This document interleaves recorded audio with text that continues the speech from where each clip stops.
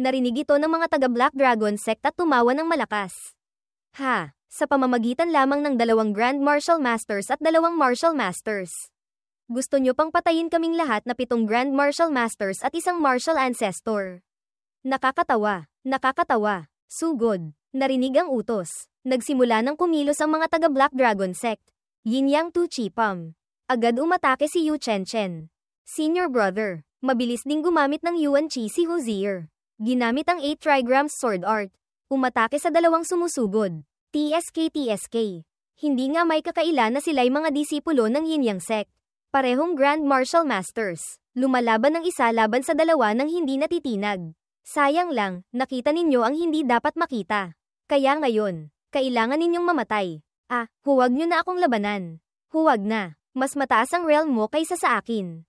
Hindi mo ba ako pwedeng pagbigyan?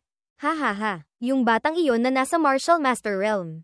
Binubugbog na hanggang mapayakap sa ulo na parang daga. Hindi rin nakapagtataka. Sa huli, napakalaki ng agwat sa pagitan ng Martial Master at Grand Martial Master. Hindi ito kayang punan ng talento lamang. Tingnan natin yung mayabang na batang iyon. Ano na kayang realm niya? Malamang pinatay na. Nagulat ang lalaking tumingin. May mali. Ang mga tauhan niya, tinangay palayo. Bumagsak mismo sa harap niya. Ang isa naman, hinawakan ni Yeming sa leeg at itinaas. Yung natangay palayo ay sumusuka ng dugo. Elder, tulungan mo ako. Hindi makapagsalita ang elder, tinapon ni Yeming ang pangalawang lalaki sa lupa. Susunod, ikaw na. Peste, nagalit ang elder at sumugod. Yeming, mag-ingat ka. Sa pakikipaglaban sa kanya, kailangang maging mabilis. Kung sasalubungin mo siya ng harapan. Hindi pwede. Hintayin mong matapos namin ang aming mga kalaban. 3 tayong magtutulungan. May pag-asa pa. Hindi naman ako tanga. Bakit ko naman sasalubungin ng harapan ng isang martial ancestor? Chaos Arithmetic Scripture. Deduce. Gamit ang Immovable Seal bilang pundasyon. 3 Realms Divine Gang. Integrate. Immovable Divine Gang Formation. Mabilis na lumipad ang formation patungo sa kanya. Ganap nitong kinulong ang martial ancestor. Itong maliit na formation. Sirain ko ito. Sumuntok siya. Ngunit walang nangyari sa formation. Ang tigas. Hindi maganda. Kailangang masira agad ang formation. Kapag dumating ang tulong niya. Tapos na tayo. Mabilis na sinubukan ng martial ancestor na sirain ito. Sirain mo na. Ngunit wala pa ring nangyari. Yeming. Senior brother Yeming. Kuya Yeming. Kung may libre kang oras. Tulungan mo naman ako. Hayop ka na babae. Mahilig tumakbo. Tingnan natin mamaya. Kapag pinaglalaroan ka na ni Lolo. Kung may lakas ka pang tumalon. Habang tumatawa siya, isang kamao ang lumipad patungo sa kanya. Isang malakas na pagsabog ang umalingaw-ngaw. Tumilapon siya, damaykit siya sa puno, hindi gumagalaw. Wow, Yeming, ang gwapo mo, ang galing. Huwag kang magbiro, hindi ba't dapat tulungan mo sina senior brother at senior sister? Kasabay nito, sa kabilang banda, mga sigaw din ang maririnig mula sa mga taga-Black Dragon Sect. Hindi na kailangan ng tulong. Kung hindi lang dahil nag-iingat sa martial ancestor na iyon. Sa kanila lang, wala silang kwenta. Ang mga Grand Martial Masters ay inasikaso na nilang 2. Bagamat parehong malalaking sekta na may 10,000 taon. Ang Black Dragon Sect ay isang ekstremistang sekta. Ang lakas ng mga disipulo doon ay hinding-hindi may kukumpara sa Yin Yang Sect. Mali ang aking pagtansya sa lakas ninyo. Si Senior Sister Yu at ako ay matagal nang magkakilala. Ngunit si senior brother na ito, hindi ko alam kung paano kita dapat tawagin. Ako si Shihan, junior brother Ye, gamit ang Martial Ancestor Realm. Madali mong natalo ang isang Grand Martial Master. Talagang kaiyahiya ako kumpara sa iyo. Sa sandaling iyon, isang malakas na pagsabog ang umalingaw-ngaw. Nakawala na ang Martial Ancestor mula sa pagkakakulong sa formation. Magaling. Ang ganda ng laban ninyo. Hindi maganda. Nakasira siya sa formation. Tapos na. Siya ay isang martial ancestor. Kung gagamitin niya ang lahat ng lakas niya, hindi natin siya kakayanin. Ang bilis natin ay hindi kasing bilis niya. Ang pagtakas ay haantong sa isang atake agad. Kailangan nating lumaban ng patayan. Hindi ko inaasahan. Nang ahas pa kayong lumaban. Interesante. Susunod, ipapakita ko sa inyo kung gaano kaangal na desisyon ang kalabanin ng isang martial ancestor. Hawak ang martilyo. Hinampes niya pababa. Isang malaking atake ang lumipad patungo kina Shihan at Yu Chen Chen. Huminto ang kanyang atake. Naging isang dragon. Ginamit ni Shihan at Yu Chen Chen ang Yin Yang Protection. Diretso itong tumama sa proteksyon nilang 2. Nagdulot ng mga bitak. Tapos na. Masyadong malaki ang agwat. Malapit nang hindi makayanin. Ganap nang nabasag ang proteksyon. Tumalsik silang dalawa dahil sa backlash. Sa mukha ng dugo, kahit magsanib puwersa pa kami. Sa harap ng isang martial ancestor. Wala kaming lakas para lumaban. Tapos na ang lahat. Sabi ni Yeming, sa tingin ko. Hindi pa tapos. Pinagdikit ni Yeming ang kanyang mga palad. Ginamit ang immovable seal. Isang imahe ng Buddha seal ang lumitaw. Hinaranggan ang atake mula sa dragon ng martial ancestor. Ay ito. Anong martial technique ito? Hindi ko inaasahan. Naharangan nito ang buong lakas na atake ng isang martial ancestor. Hindi ko maramdaman ang anumang paggalaw ng Yuan Qi, Gang Qi, o spiritual energy. Ang ganitong antas ng martial technique, kahit marinig ko lang. Hindi pa nangyayari. Napakalakas. Sa huli, masyadong malaki ang agwat ng realm. Kahit na ang immovable seal ay nagkalat ng 7 bahagi ng atake. Ang natitirang bahagi, kung sasalubungin, ay napakahirap pa rin. Mabuti na lang. Ang ilusyong Black Dragon na ito ay nahadlangan na ng Yin Yang Shield. Nabawasan na ng isang bahagi kanina. Kailangan ko lang magtiis ng kaunti pa. At matatapos ko na ito. Makalipas ang ilang sandali, ganap nang nawala ng bisa ni Yeming ang dragon mula sa kanya. Napakagaling ng batang ito. Nasa Martial Master Realm pa lang. May ganito ng lakas. Kung hahayaan kang lumaki, tiyak na magiging kahanga-hanga ka. Yumapak siya at sumugod. Ngayon, kailangan mong mamatay. Gusto mo akong patayin. Marami na. Hindi ka pa kasama sa pila. 5th grade killing array. Ang killing array ay tumama sa martilyo sa kamay ng martial ancestor. Lintik. Formation na naman. Bata, kung magaling ka, tanggalin mo ang formation at labanan mo ako ng harapan. Anong silbi ng pagtayo sa labas ng formation? Isang martial ancestor na tulad mo. Paulit-ulit na gustong makipaglaban ng harapan sa isang martial master na tulad ko. Anong galing doon? Tanga lang ang lalaban sa iyo. Ngayon, papatayin ko ang isang martial ancestor. Ipaghihiganti ko ang mga kaluluwang pinatay ninyo. Divine Gang Manifestation, Hand Seal, Instant Shadow, Giant Wave Finger, Killing Formation. Isang higanteng gintong kamay ang bumagsak sa kanyang ulunan. Sa sandaling iyon, mga sigaw ang maririnig. Lintek, papatayin kita. Papatayin kita. Pagkasabi noon, bumagsak na rin siya. Patay na. Tiningnan siya ng 3. Gulat na hindi makapagsalita. Isang martial master, pumatay ng isang martial ancestor. Bagamat umasa siya sa killing array ng isang beses. Hinding-hindi ito magagawa ng isang ordinaryong tao. Junior Brother Ye, ang 5th grade killing array na ito, tiyak na napakamahal. Hindi ba? Hindi naman kami mga taong walang utang na loob. Senior Brother, ang gastos na ito, babayaran namin. Nagpapakumbaba ka, Senior Brother. Ang killing array na iyon ay ako mismo ang gumawa. Ang presyo ay hindi naman mataas. Hindi na kailangang bayaran. Sariling gawa. Senior Brother, may hindi ka alam. Si Junior Brother Ye ang nag-iisang disipulo ni Elder Yi. Ang kanyang antas sa array formation ay napakataas. Tama. Masyadong kulang ang impormasyong alam ni Senior Brother. Kaya pala, ang lakas ni Elder Yi ay ganoon katindi. Nasa Martial Saint Realm pero nakapatay ng Martial God. Ang disipulo ng ganoong matandang tao, syempre hindi pangkaraniwan. Ang Black Dragon Sect ay may marami pang tao sa malapit. Mas mabuting pang umalis na tayo agad para maiwasang makaharap pa sila. Sige, agad na umalis ang 4 mula sa lugar na iyon. Oo nga pala, Senior Sister, ang mga taga Black Dragon Sect na pumapatay ng mga bata. Ano ba talaga ang kanilang iniaalay? Narinig lang namin hanggang doon, tapos napalibutan na kami. Hindi na namin alam ang eksaktong sitwasyon. Biglang may naramdaman si Shihan, naramdaman din ni na Yeming at Yu Chenchen ang killing intent. Patay na. Ito ay killing intent. Sa likuran, may isang killing intent na nakatutok sa atin. Tiyak na tao ito ng Black Dragon Sect. Natatakot akong, siya ay isang martial monarch. Ano? Sa likuran, may martial monarch na humahabol. Tapos na. Ang pagharap sa isang martial ancestor ay pagod na kami. Ang pagharap sa isang martial monarch, paano namin lalabanan? Tahimik na nag-isip si Shihan, Junior Brother Ye. Ang problemang ito ay dahil sa akin. Hindi kita maaaring idamay. Sumama ka kina Yu Chenchen at Hozier at mauna na kayo. Ako na ang aakit sa kanya. Senior Brother, kung dito, ako ang pinakamalakas. Ang tsansang mabuhay ay pinakamataas. Mas mabuti pang kayo na ang mauna. Huwag kayong mag-alala. May paraan ako para harapin ang nasa likuran. Ang pagharap sa ganyang kalakas na kaaway, ang pag-iwan sa likuran ay tiyak na pinakamapanganib. Kung kusang loob si Shihan, mas maganda pa. Ang bagay na ito, bilisan nyo na. Kung magpapatumpik-tumpik pa tayo, walang mabubuhay sa atin. Maniwala kayo sa akin. Magkikita pa tayo ulit. Yeming, kailangan mong mag-ingat ng husto. Hihintayin ka namin sa Yin Yang Sect. Tanong ni Yeming kay Beiming, Master. Ano ang susunod na plano? Sagot ni Beiming, maraming paraan. Kung hindi maganda ang sitwasyon, ilabas mo ang pagkatao ni Master Yi. Siyempre, iyon ay sa sitwasyong wala ng ibang paraan. Sa huli, para harapin ang isang martial monarch, masyadong nasasayang. Nagulat si Yeming nang sa harap niya ay may mga itim na usok na lumitaw.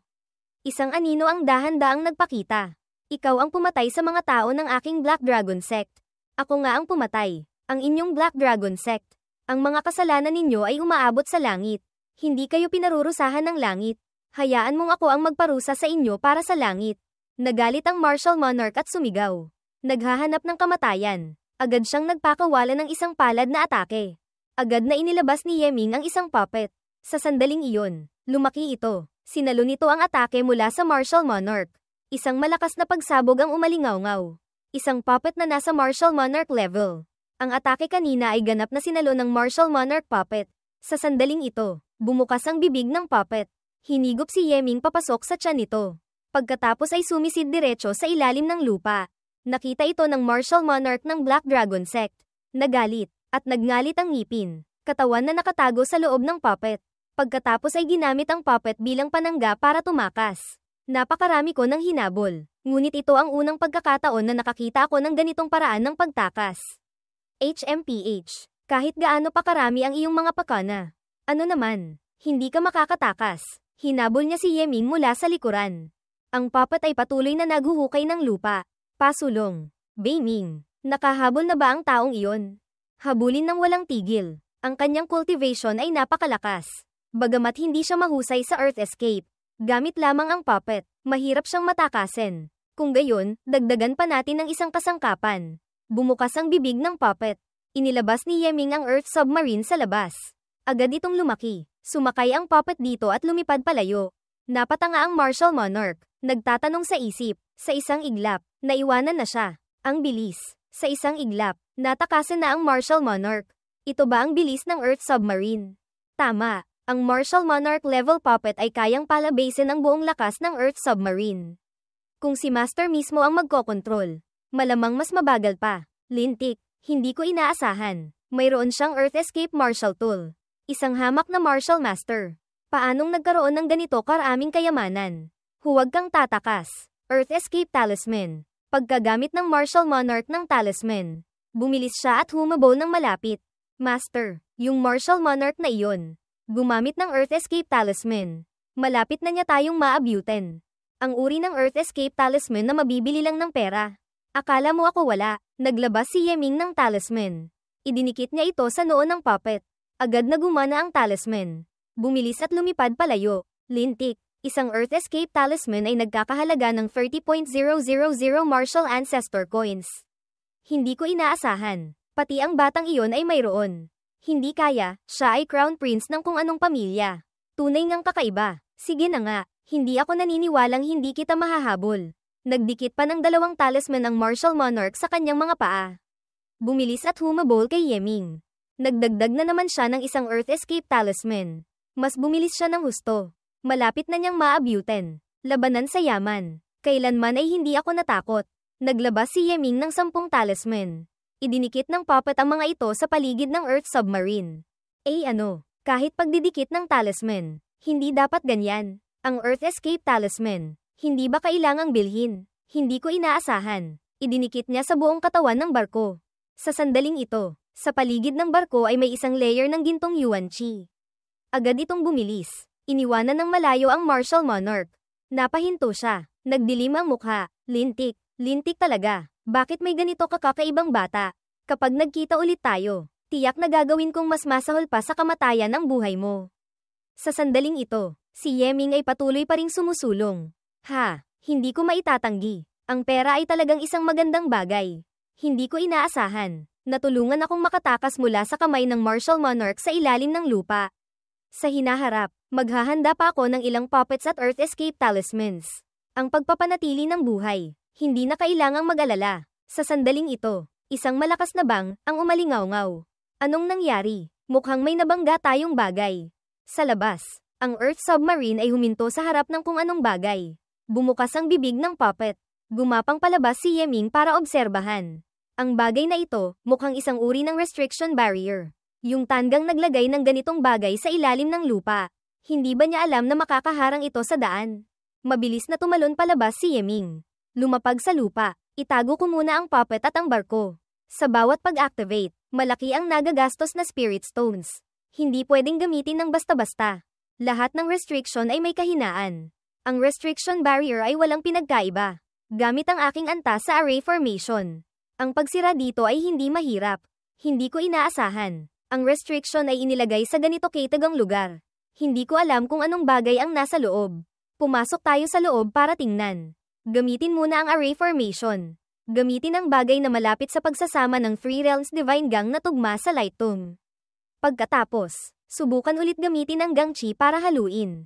Ang kamay ni Yeming ay dahan-daang tumatagos. Tagumpay, mas madali kaysa inaasahan. Pumasok si Yeming para tingnan kung ano ang nasa loob. Sa sandaling ito, si Yeming ay naglalakad sa isang daanan. Sa likod ng Light Tomb ay isang daanan na gawa sa bato. Walang espesyal. Hindi ko alam kung saan patungo ang daanang ito. Habang naglalakad si Yeming, may nabangga siyang bagay. Isa na namang layer ng restriction barrier. Mukhang mas komplikado kaysa sa nauna ng kaunti. Tiyak na masisira ko ito. Lumipas ang oras. Sunod-sunod na nasira ang 5 layer ng restriction barriers. Sa wakas, nakarating na sa dulo ng daanan. Ano ba talagang sikreto ang nakatago rito na ginawa pang ganito kamisteryoso? Nagulat si Yeming sa nakita. Sa ibaba, may isang grupo ng mga taong nakaitim na nagbubuhos ng kung anong pulang bagay sa isang imbakan. Sa itsura ng damit nila, mukhang mga disipulo sila ng Black Dragon Sect. Karamihan ay nasa martial artist at martial disciple realm. Para maiwasan ang panganib, mas mabuting gumamit ng invisibility talisman. Makalipas ang ilang sandali, malayang tumalon si Yeming pababa. Dati, sinabi ni Yu Chen na pinatay ng mga disipulo ng Black Dragon Sect ang buong nayon. Pinaslang ang mga bata para kunin ang dugo. Malamang lahat ay para punuin itong blood pool na ito. Yung higanteng bagay na iyon. Ano ba talaga iyon? Mula rito, hindi ko makita ng malinaw. Kailangan kong lumapit ng kaunti. Maaaring tiyak na iyon ay isang masamang nilalang. Sa paglapit pa lang, nararamdaman ko na ang sobrang hindi komportableng pakiramdam. Kahit na, hindi ko mapigil ang gamitin ang Evil Dispelling Seal para puksain ito. Nagulat si Yeming nang lumapit. Isang higanteng sanggol na may 2 sungay sa ulo. Ano ba talagang demonyong bagay ito? Paliwanag ni Beiming, ito ang Divine Embryo. Ito ay nilikha gamit ang isang napakasamang soul body technique. Kailangan ng panahon at hindi bababa sa sariwang dugo ng 100.000 bata. Ang ganitong uri ng soul body technique ay labag sa moralidad. Karaniwan, ang mga malalaking sekta ay hindi gagawa nito. Ang Black Dragon Sect, tunay ngang walang konsensya. Sayang. Hindi sapat ang aking lakas. Kung hindi, tiyak na papatagin ko sila. Ano ba talaga ang pakinabang ng Divine Embryo? Ang Divine Embryo ay tumatanggap ng kaluluwa ng Diyos. Ang Diyos ng Black Dragon Sect ay ang Black Dragon God. Ang paglikha nila ng Divine Embryo, natatakot akong gusto nilang gamitin ang Divine Embryo bilang isang katawan, avatar. Pagkatapos ay tanggapin ang pagbaba ng Black Dragon God. Ang Divine Embryo sa harap natin ay hindi pa ganap na lumalaki. Malayo pa sa oras ng pagtanggap sa Diyos. HMPH. Paanong hahayaan ang ganitong masamang nilalang na manatili? Ngayon, tiyak na sisirain ko ito. Sa sandaling iyon, isang boses ang umalingaw-ngaw. Nagpahinto kay Yeming, agawin ang embryo. Gantimpala, 1 bilyong merit points. Yeming, hayaan mong turuan kita kung paano dapat agawin ang Divine Embryo na ito. Agawin. Bakit kailangang agawin? Ang Divine Embryo na ito ay ginamitan ng sariwang dugo ng 100.000 inosenteng bata para alagaan. Kailangan nyo ito. Ano ang silbi? Wala ako sa katawan ng Diyos. Kung gusto kong maglakad sa mundo ng mga tao, kailangan kong hiramin ang Divine Embryo na ito. Kung gayon, ang 1 bilyong merit points ay ang gantimpala na ibibigay ko sa iyo. Gusto mo bang tulungan ako? Ayoko. Ang langit ay may tungkuling puksain ang kasamaan. Sa harap ng ganitong uri ng masamang nilalang, hindi ko maaaring hindi ito puksain. Ang Divine Embryo mismo ay walang kabutihan o kasamaan. Ang masama ay ang lumikha nito. Ngayon, 100.000 bata ang namatay na. Kahit sirain mo ito, Ang Black Dragon Sect ay papatay pa ng isa pang 100.000 bata para lumikha ulit. Kumpara riyan, hindi ba mas mabuting palitan ang laman nito? Hayaan silang isipin na ang Divine Embryo ay nalikha na. Ngunit sa katotohanan ay magiging kapaki-pakinabang sa akin. Hindi ba mas maganda yon? Tahimik na nag-isip si Yeming, kung tama ang sinabi niya, kahit sirain pa ni Master ang Divine Embryo. Ang mga batang namatay ay hindi na mabubuhay, walang magbabago. Kaysa ganoon, mas mabuting ibigay ang Divine Embryo sa kanya. Kumita ng 1 bilyong merit points, na magiging kapaki-pakinabang sa hinaharap. Tanging kapag si Master ay sapat ng malakas, sa kanya mapapatag ang Black Dragon Sect mula sa ugat.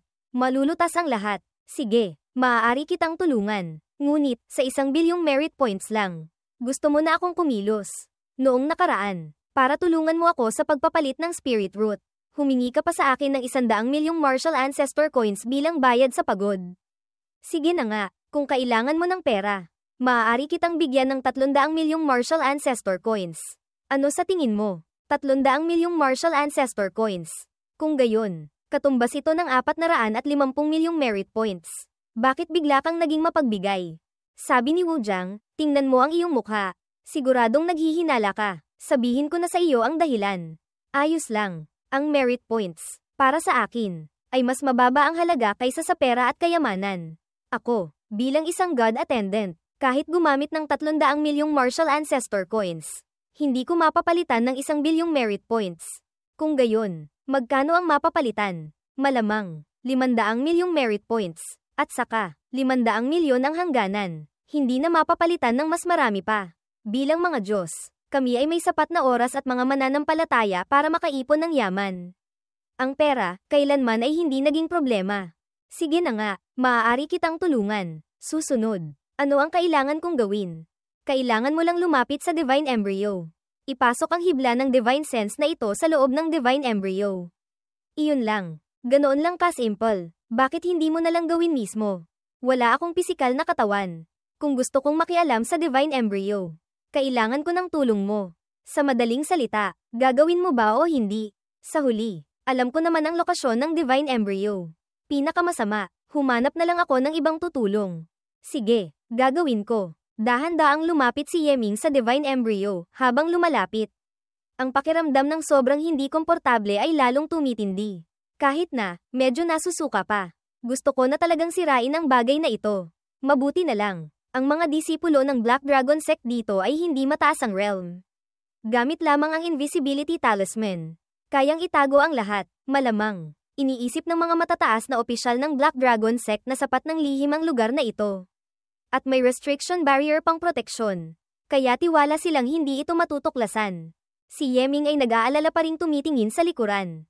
Hindi ko na maasikaso pa ang marami. Sa madaling salita, kailangan ko munang kumilos. Dahan-daang ipinasok ni Yeming ang hibla ng Divine Sense sa loob ng Divine Embryo. Malaking tagumpay. Escape. Agad na umalis si Yeming sa lugar na iyon. Lumipas ang oras. Ang Divine Embryo ay dahan-daang gumagalaw. Mas bumilis pa ang paghigop nito ng dugo mula sa pool. Bigla nitong idinilat ang 2 pulang-pulang mata. Lumipat ang eksena sa Yin Yang Sect. Beiming. Ano ang ibig sabihin ni Wujang sa At-World God Spirit?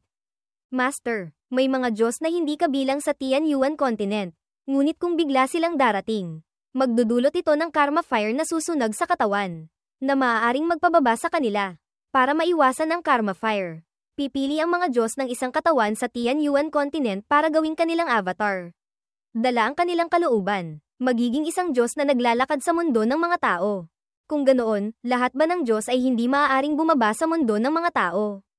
Hindi rin naman. May mga Diyos na sapat ang lakas para hindi matakot sa karma fire. O maaaring kakaunti ang kanilang karma kaya ang karma fire ay napakahina. Hindi makakapinsala sa kanilang divine body. At saka, kahit hindi kabilang sa 2 uri na iyon, ang ibang mga Diyos ay may marami ring paraan para ligtas na bumaba sa mundo ng mga tao. Mukhang ang mga Diyos ay hindi rin basta-basta makakababa sa mundo ng mga tao. Kung ganoon, ang pagkakaiba ng Martial God at ng God Spirit ay napakalaki pala. Ang God Spirit at Martial God ay ganap na 2 magkaibang anyo ng buhay. Ang Martial God ay ipinanganak mula sa Daowen Civilization. Sa kasalukuyan ay umiiral lamang sa Tianyuan Continent. Nagpapakita ng rurok na realm ng Martial Dao. Samantalang ang mga God Spirits ay kalat sa buong mundo. Mas tumpak sabihin, ang mga god spirits ay hindi na itinuturing na tao. Hindi bababasa. Ang mga martial gods ay tao pa rin.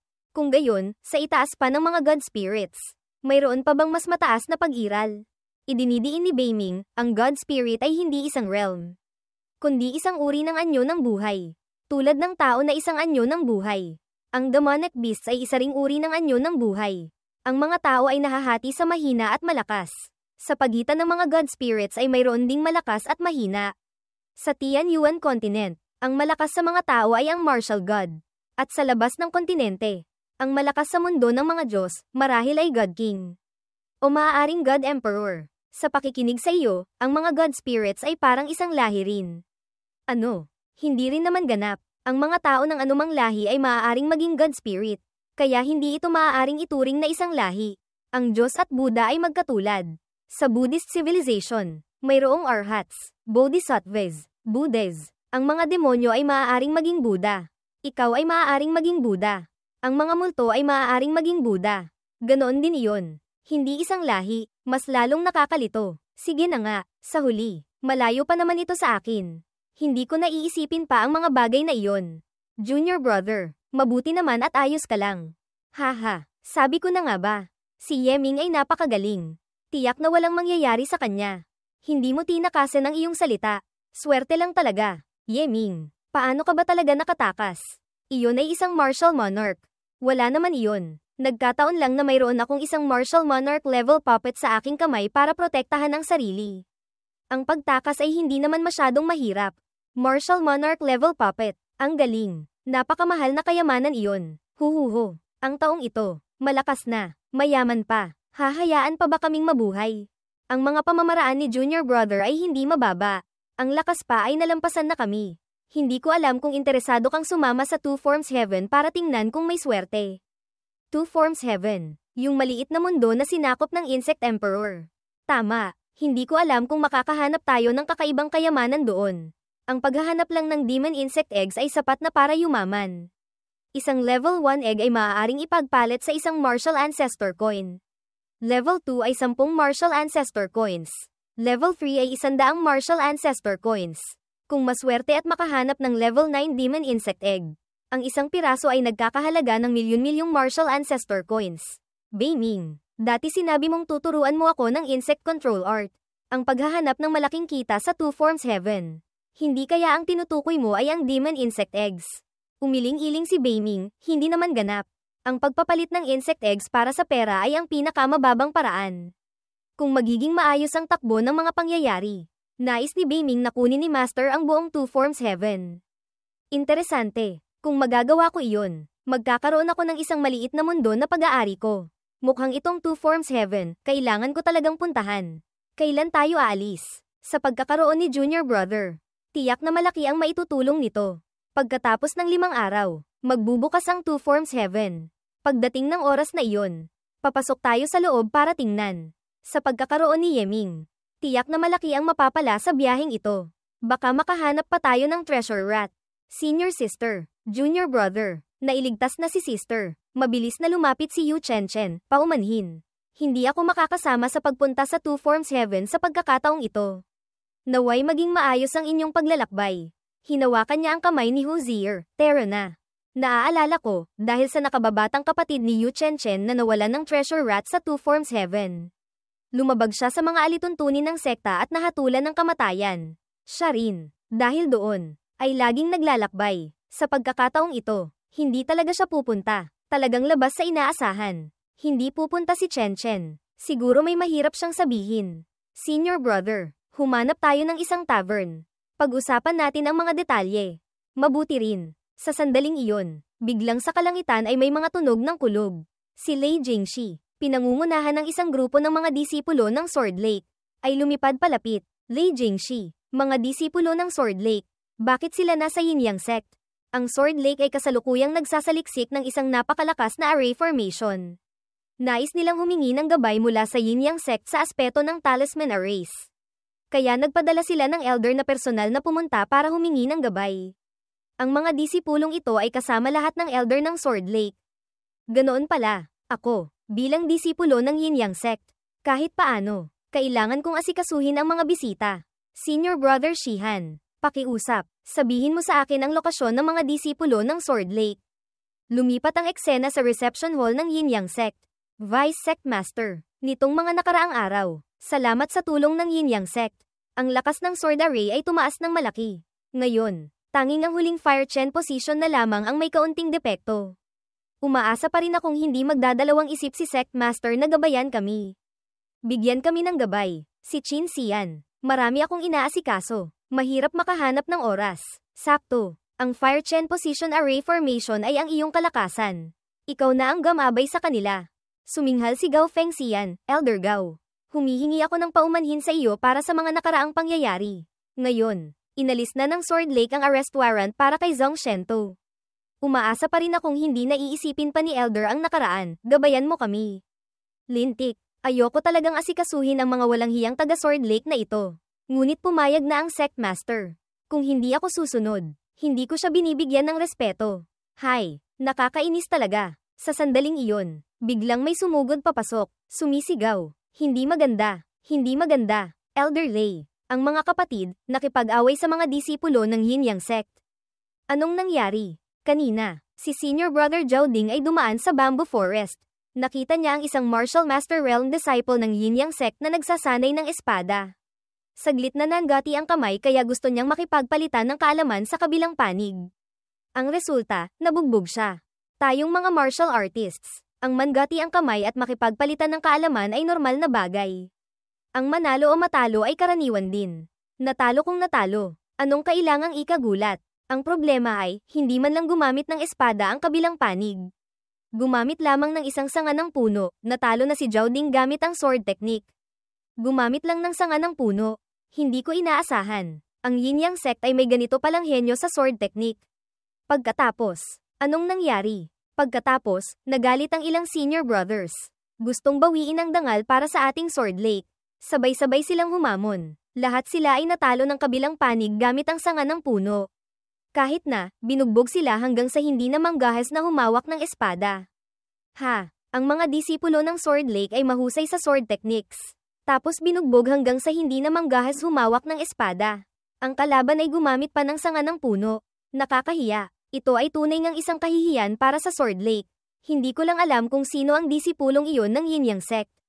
Sa aking pagkakaalala, sa sekta ay walang ganoong kalakas na disipulo. Mga walang hiyang nagpapahiya sa iba. Bakit ko ba dinala ang mga hanggal na ito rito? Pagkatapos, anong nangyari? Pagkatapos, nagsalita siya ng mayabang. Sinabing ang sword techniques ng Sword Lake ay pawang basura. Ang tatlong senior brothers na nasa Grand Martial Master Realm, sina Zhao Hu, ay nagalit. Sabay-sabay silang lumaban sa kanya. Nag-aalala akong lumaki pa ang gulo kaya pumunta ako para hanapin si Elder. Malakas niyang hinampos ang mesa. Grand Martial Master na lumalaban sa Martial Master. Ang kalaban ay gumagamit pa ng sanga ng puno bilang espada. Kung mangyayari ito, manalo man o matalo, saan pa ilalagay ang dangal ng Sword Lake sa hinaharap? Nasaan sila? Pupunta ako ngayon din. Nasa Bamboo Forest pa. Natatakot akong, sa sandaling ito, nagsimula ng mag-away. Alam mo ba ang pangalan ng disipulong iyon ng ating sekta? Mukhang, ang pangalan ay Yeming. Yeming. Narinig ito ni Lei Jingxi at nagulat. Patay. Sino pa ang hindi dapat kalabanin? Bakit yung batang iyon pa? Ngayong nakapag-breakthrough na siya sa Martial Master. Gamit ang kanyang husay sa sword technique, kahit isang Grand Martial Master ay hindi tiyak na kalaban niya. Mas mataas ng isang realm ang kalaban. Tapos natalo pa. Kung kakalat ito, mawawala lahat ang dangal ng Sword Lake. Agad siyang umalis doon. Nagkatinginan lang sina Vice Sect Master at Gao Feng Xian. Pagkatapos ay tumawa ng malakas. Sabi ko na nga ba? Sino ang ganoon kalakas? Yun pala, yung batang iyon. Nakapag-breakthrough na siya sa Martial Master. Si Yeming at ang Sword Lake ay maraming alitan. Tiyak na siya ang gumawa ng gulo. Hinikayat ang kalaban na mahulog sa bitag. Ginamit ang pagkakataong ito para hiyain ang Sword Lake. Sumunod ka kay Lei Jingxi. Tingnan mo. Sa sandaling ito, nakarating na si Lei Jingxi sa Bamboo Forest. Nagulat siya at napanganga. Ang ganitong kahihiyan, paano pa ako magpapraktis ng espada sa hinaharap? Hindi kaya, ang sword techniques ng aking Sword Lake, talagang hindi kayang tumagal sa isang atake. Ang sword technique na ito, hindi na lang ako magpapraktis. Lumingon si Yeming sa likuran. Elder Lei, dumating ka na. Hindi pa ako talo. Ang laban ay hindi pa tapos. Bata, huwag kang masyadong magyabang. Tama na, Liang Bufei. Ikaw, bilang isang Grand Martial Master. Kahit manalo ka pa laban sa isang Martial Master. Ano naman, hindi ka pa ba aatras? Elder Lei, hindi po kayo tama. Malinaw na kaya ko pang lumaban. Bakit niyo sinasabi iyan? Ang aking pagkahilig ay sa martial arts. Kung hindi ako makikipagpalitan ng kaalaman, manalo man o matalo, paano ako makukontento? Sa sandaling iyon, lumipad din papalapit si Gao Fengxian, Yeming. Bakit mo gustong makipaglaban ng espada sa mga disipulo ng Sword Lake? Hindi mo ba alam na sila ay mga bisita? Sa isip kay Yeming, bata, magaling, maganda ang ginawa. Pabulong na sagot kay Master, nagpapraktis lang ako ng espada rito. Sinong mag-aakala, itong mga disipulo ng Sword Lake na ito, gustong makipagpalitan ng kaalaman. Sinasabi pang ang kanilang sword technique ay numero 1 sa mundo. Hindi ko na natiis, dahil alam ko na dati sa Latent Dragon Rankings, ang sword technique ng Sword Lake ay halatang basura. Dahil nagsabi ako ng totoo, hindi sila natuwa kaya nag-away kami. Ang resulta ay ganito. Tingnan ninyo, malinaw na napakabasura. Sa isip ni Gao Fengxian, ang batang ito, magaling. Ang pagiging lasing sa sword technique ng mga disipulo ng Sword Lake ay alam naman ng lahat. Sinasadya mong haminin sila, nagpapraktis ng espada sa daan na tiyak nilang dadaanan. Paanong hindi sila manganggati ang kamay? Malinaw na namimingwit ka, at ang resulta, nahuli nga talaga sa bitag. Gumagawa ka ng kalokohan. Ang ginagawa mo ay makakasira sa magandang relasyon sa pagitan ng Yin Yang Sect at ng Sword Lake. Alam mo ba, sa isip, ang batang ito, ang sama mo talaga. Gusto ko yan. Sufu, alam ko ang aking pagkakamali. Talunin ko lang ang huling kalaban na ito. Titigil na ako. Tinitiyak kong hindi maaapektuhan ang pagkakaibigan sa pagitan ng Yin Yang Sect at ng Sword Lake. Ngayon, kailangan kong ipaalam sa iyo ang galing ng sword technique ng Sword Lake. Mabilis na iniharang ni Lei Jingxi ang kanyang kamay. Liang Bufei, mas mataas ang realm mo kaysa sa kanya. Ang paglaban sa iyo ay hindi patas. Ang Sword Lake, kung gustong talunin ka, kailangang patas at marangal. Natatakot, siguro hindi nangangahas. Ano, sa huli, ang mga Grand Martial Masters ng iyong Sword Lake, marami na akong natalo, hindi naman kulang ng isa pa. Bata, sa tingin mo ba talaga ay wala ng tao ang Sword Lake? Si Liang Bufei ay hindi gaanong magaling sa Sword Lake. Hindi siya kumakatawan sa Sword Lake. Kung may lakas ka ng loob, haminin mo ang numero 1 henyo ng aking Sword Lake. Numero 1 henyo, ang tinutukoy ni Elder Lei, hindi kaya si Zuo Daowang. Sa isip ni Shihan, tingnan mo ang itsura niya. Mukhang galit na talaga si Elder Lei. Ang taong iyon, talagang hindi madaling kalabanin. Kung siya talaga ang kikilos, si Yeming, talagang walang kwenta. Sa aking Sword Lake, may isang disipulo na nagngangalang Zuo Daowang. Isa rin siyang Martial Master Realm. Yeming, kung may lakas ka ng loob, sa Sword Competition Assembly pagkatapos ng kalahating taon, makipaglaban ka sa kanya para malaman kung sino ang mas magaling. At saka, paalala lang, na-master na niya ang Nether Heaven Black Emperor Sword. Nether Heaven Black Emperor Sword. Isa sa 5 Emperor Swords ng 5 Element Sword Canon. May tao talagang nakapag-master noon. Ang Nether Heaven Black Emperor Sword, kasama ng Profound Heaven White Emperor Sword, ay isa rin sa 5 Emperor Swords. Para mahanap ang taong nakapag-master ng Profound Heaven White Emperor Sword, ang Zuan Tian Holy Land. Maraming taon nang walang pakundangang gumastos. Halos maubos na ang yaman ng pamilya. Ngunit hanggang ngayon, wala pa ring resulta. Ang ganito kahirap na sword technique, may tao talagang nakapag-master. Yeming, nangangahas ka ba? Anong hindi ko pangangahasan? Sa Sword Competition Assembly pagkatapos ng kalahating taon, si Yeming, tiyak na tatalunin ko ang Nether Heaven Black Emperor Sword. HMPH, sana sa oras na iyon, hindi ka mataranta. Iyang si Zuo Daowang ng Sword Lake, narinig ko na siya. Pambihira ang potensyal. Ang mahalaga, ang lakas ng Nether Heaven Black Emperor Sword ay walang hanggan. Kahit mayroon ka pang Yin Yang Slash, hindi ka pa rin niya kalaban. O kaya, tutulungan kitang makiusap. Mas mabuti pang huwag na. Salamat sa magandang hangarin ni Master. Ngunit hindi kailangang mag-alala. May sarili akong paraan para harapin ito. 5 Emperor Swords lang naman. Hindi naman sa wala ako. Mayroon pa akong kaunting bagay na kailangang asikasuhin. Master, mauna na kayo. Ngayon, kailangan ko nang mag-cultivate ng Profound Heaven White Emperor Sword na iyon. Lumipat ang eksena sa Duo Bao Pavilion Branch sa Yinyang City. Ginoo, hindi po ako nagkamali ng dinig. Hindi ba? Sigurado po kayong gusto ninyo ng isang treasure sword na gawa sa Profound Heaven Divine Iron. Tama, may problema ba? Sa isip ni Yeming, para ma-cultivate ang Profound Heaven White Emperor Sword, kailangang mayroong Profound Heaven Treasure Sword.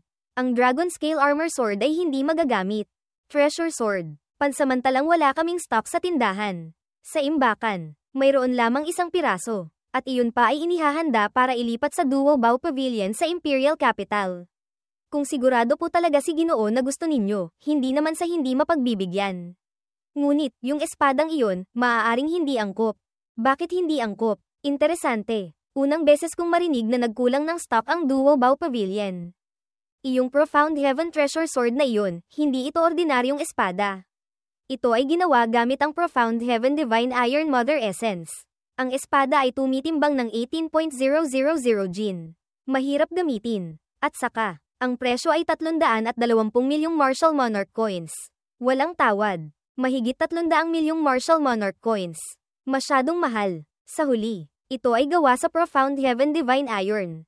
Hindi na pag-uusapan ang antas ng tigas. Ang pag-assimilate lamang nito ng Yuan Qi, hindi kayang pantayan ng ordinaryong materyales. 300 milyon, maituturing ng makatarungan. Ilabas mo muna ang espada rito. Makalipas ang ilang sandali, may lumabas na tao. Mabibigat ang mga yabag. Nagkabitak-bitak ang sahig. 2 Grand Martial Masters ang nanginginig habang buhat ang kahon ng espada. Naidala na po ang Profound Heaven Treasure Sword. Ginoo, narito na po ang Profound Heaven Treasure Sword. Pakiusap, subukan po ninyo. Sinubukan agad ni Yeming, ang bigat. Magandang espada. Tunay ngang magandang espada. Sa isip ng manager, 2 Grand Martial Masters ang nagbuhat.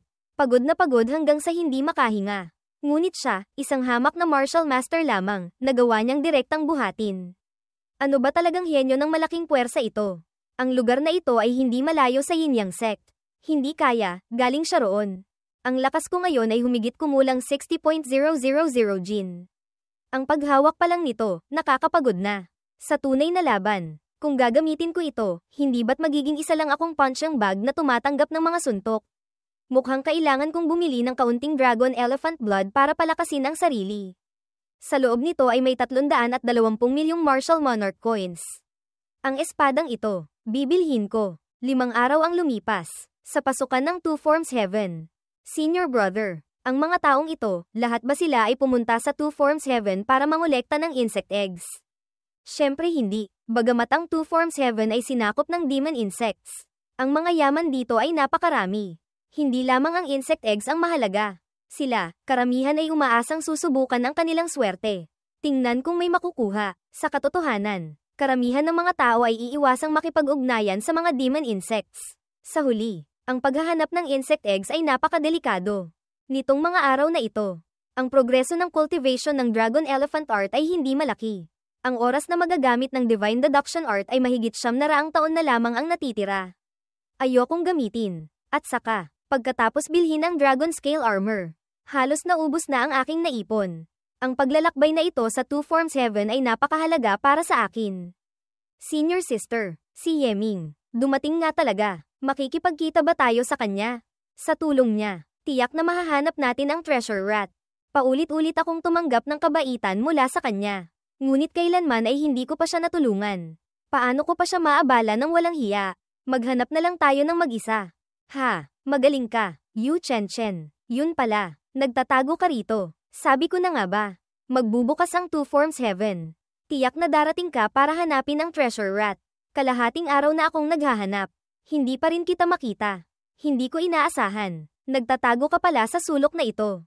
Chen, huwag ka nang magmatigas pa. Si Chen Yuan, ako, ay isang taong may talento. Saan banda ako hindi karapat-dapat sa iyo? Yu Chen Yuan, anong nangyayari sa dalawang ito? Hindi mo alam. Ang nakababatang kapatid ni Yu Chen, si Yu Sheng, ay gumawa ng malaking gulo. Nawalan siya ng treasure rat sa Two Forms Heaven. Nagalit ang mga nakatataas at ikinulong siya. Kung hindi mahahanap ang treasure rat sa loob ng itinakdang oras, papatayin siya. Nagbibiro ka ba? Ang Two Forms Heaven ay napakalaki. Saan hahanapin ang treasure rat? Tama, kaya si Yu Sheng ay patay na. At si Chen Yuan, maraming taon nang nanliligaw kay Yu Chen nang walang resulta. Kaya ginamit niya ang pagkakataong ito para pilitin siya. Basta't pumayag si Yu Chen na magpakasal sa kanya. Hahanapin niya ang kanyang ama para makiusap. Patawarin sa kasalanan. Chen. Ang pagpunta sa Two Forms Heaven para hanapin ang treasure rat ay talagang mapanganib. Mas mabuting pumayag ka na sa akin. Kailangan mong malaman kung hindi dahil pinigilan ng aking ama ang bagay na ito. Si Yu Sheng ay matagal nang patay. Ang mga bagay ng aming pamilya. Hindi mo kailangang pakialaman. Umalis ka agad. Kung hindi, huwag mo akong sisisihin kung hindi ako magiging magalang. Sinasabi ko sa iyo ang totoo. Sa panig ng iyong mga magulang. Nakausap ko na sila. Pumayag na rin sila sa ating kasal. Sumama ka na sa akin. Gamitin mo pa ang marumi mong kamay para hawakan ako. Mag-ingat ka. Baka liparin ko ang ulo mo. Umalis ka agad. Hawak ang pisngi. Sumisigaw sa sakit. Yu Chen. Hintayin mo ako. Kung hindi ka magpapakasal sa akin, gagawin kong mas masahol pa sa kamatayan ang buhay ng iyong kapatid. Tahimik na tinitingnan sila ni Yeming. Sa sandaling iyon, biglang yumanig ang lupa. Isang array formation ang lumitaw. Ang transmission array papunta sa Two Forms Heaven ay nagbukas na. Kung gusto ninyong pumasok, bilisan nyo na. Agad na kumilos ang lahat. Makalipas ang ilang sandali, sa loob ng Two Forms Heaven, ito na ang Two Forms Heaven. Ganito pala ito. Ito ang unang beses kong makapasok sa isang maliit na mundo. Tingnan ninyo, ang kulay ng langit, dalawang kulay. Itim at puti, napakalaki ng pagkakaiba sa labas. Napakakaraming pugad ng insekto. Magtipon kayo rito. Lahat ng Martial Masters, tumayo sa kaliwa. Mga Grand Martial Masters, tumayo sa kanan. Ang Two Forms Heaven ay napakadelikado. Kailangan ninyong sundin ang aking mga utos. Sino siya? Bakit ganyan ang kanyang ugali? Parang siya ang leader. Dati pa, laging ganyan. Ang may pinakamataas na cultivation ang siyang namumuno sa lahat. Lahat naman tayo ay mga disipulo ng Yin Yang Sect. Ang pakikinig sa kanya ay walang problema. Ako si Shihao Senador, inner sect disciple ng Yin Yang Sect. Ang aking master ay si Elder Zhao Fumo. Ang mga misyon at layunin ninyo sa paglalakbay na ito ay hindi magkakapareho. Ang pagkilos ng magkakasama ay hindi may iwasang maging hindi kumbinyente. Umaasa akong magbibigayan tayo. Sabihin ninyo ang inyong mga misyon at plano. Gagawa ako ng isang listahan. Kung pareho ang misyon, kung gayon, gagawin natin ng magkakasama. Kung magkaiba ang misyon, gagawin natin pagkatapos. Bawat isang misyon, gagawin ng magkakasama. Gaano karaming oras ang masasayang? Wala akong libreng oras para sumama sa kanila. Tumututol akong sumali sa inyo. Junior Sister Yu, dito, walang exempted. Pati ikaw, pagbigyan mo ako. Kumilos tayong magkakasama. Ikaw, tunay ngang ikaw ay isang martial ancestor. Hindi mali, ngunit kahit isang martial ancestor ka pa, hindi mo masasabing kaya mong kontrolin ang kahit sino. Kailangan kong hanapin ang treasure rat. Hindi ako maaaring magsayang ng oras dito. Dahan-daang lumapit si Shihao Senador, mukhang ayaw akong pagbigyan ni Junior Sister Yu. Sige, gusto mong kumilos ng mag-isa? Pwede, basta't matatalo mo ako. Kung anong gusto mong gawin. Walang mangingialam. Hindi pwede. Senior sister, mas mataas siya sa iyo ng isang realm. Tiyak na hindi mo siya matatalo. Ang treasure rat ay sadyang hindi madaling hanapin. Kung magsasayang pa ako ng maraming oras, tiyak na uuwi akong walang dala. Wala akong pagpipilian. Haha, kung gayon, magsimula na tayo. Isang hamak na Grand Martial Master lang. Sa loob ng 10 galaw, madali kitang matatalo. Sa sandaling ito, ginamit ni Yeming ang instant step at lumapit. Hahaha, ikaw na naman na makapalang mukha. Pilitin ng isang Grand Martial Master na hamani ng isang Martial Ancestor. Bakit hindi na lang Martial Master ang lumaban sa iyo? Sino ka? Yeming, nangunguna sa Latent Dragon Rankings. Haha, hindi ito lugar para magingay ang mga Martial Masters. Gusto mong tumayo para sa kanya. Gamit ang iyo, bata ka pa. Yumapak si Yeming. Inactivate ang Divine Gang. Si Common Formation. Nakulong siya. Formation na naman. Hinawakan ni Yeming ang dalawang kamay ni Yu Chen at hinayla palayo. Pagkatapos ay agad na lumipad palayo sa grupo. Sasama rin ako sa inyo. Yeming, huwag mo akong hahayaang makita ka ulit. Kung hindi, papatayin kita. Makalipas ang ilang sandali, ang grupo ni Yeming ay lumapag sa isang lugar sa Two Forms Heaven.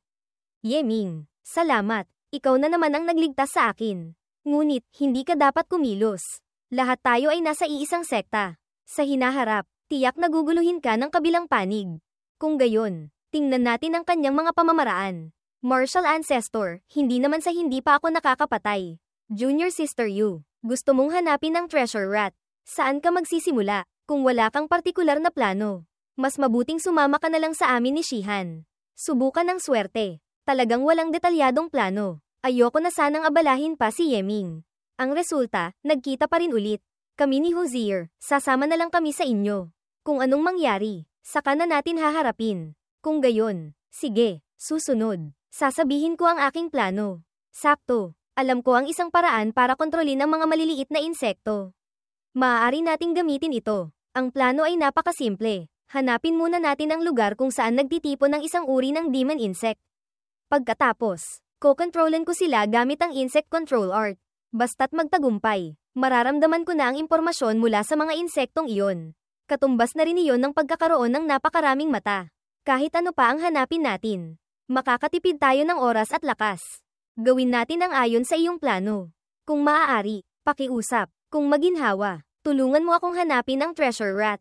Chen, salamat muna rito. Kung makakahanap tayo ng kayamanan, bigyan mo rin ako ng isang bahagi ha. Lumipas ang oras. Pumasok ng mas malalim ang apat. Para mahanap ang treasure rat. Marami na akong narinig na balita tungkol sa Two Forms Heaven. Ang lugar na pupuntahan natin ay tinatawag na Golden Armor Mound. Dito, may isang uri ng golden insect na nagtitipon. Ang pangalan ay Mountain Moving Insect. Ito ay isang uri ng demon insect. Ang lakas ng mountain moving insect ay napakalaki. Sabi-sabi, kapag lumaki na sila, magkakaroon sila ng lakas na 5.000 Jin. Ngunit ganoon lang, hindi pa yun itinuturing na magaling. Kung susunod sila sa kawan, magsasama-sama, magkakaroon sila ng lakas na kayang ilipat ang bundok. Tunay ngang karapat-dapat sa pangalan. Beiming, sigurado ka bang ang insect control art na itinuro mo sa akin ay epektibo? Yung mountain moving insect na iyon, mukhang hindi madaling kalabanin. Kahit ako, kung haharapin ko sila ng kawan-kawan, mahihirapan din akong pigilan sila. At saka, hindi ko pa naririnig na may sino mang nakakontrol sa kanila. Hindi iyon insect control art. Ito ay puppet insect talisman daw. Si Patriarch Tong Tian noon ay mahilig mangolekta ng iba't ibang kakaibang techniques. Ang puppet insect talisman daw ay nilikha niya sa pamamagitan ng pagsasama-sama ng talisman arrays, puppets, at insect control sa iisang kakaibang Famen, Dharmagate, method. Maaaring lumikha ng array formation sa utak ng demon insect. Kontrolin ang katawan nito, gawin itong puppet, at sa gayon ay kontrolin ang demon insect. Ang ganitong kakaibang pamamaraan, tanging mga masters na bihasa sa array formation lamang ang makakagamit. Si Master, sakto, taglay niya ang lahat ng kondisyon. Kaya ito inilabas ni Beiming para gamitin. Hanggang dito na lang, maaari lamang subukan. Sana may silbi. Yeming, tingnan mo, yung mountain moving insect na iyon, lumaki na. Siguradong magagamit na. Mountain moving insect, tama ba? Halika rito, sumama ka sa akin. Tiyak na hindi ka malulugi. Nakita siya nito, tumitig ng masama kay Yeming. Pagkatapos ay agad na sumugod. Tinutok ang pares ng sungay nito para sumaksak. Ngunit madali siyang nahawakan ni Yeming sa palad. Ang sabi-sabi, totoo nga. Ang maliit na demon insect na ito, talagang may lakas na 5.000 Jin.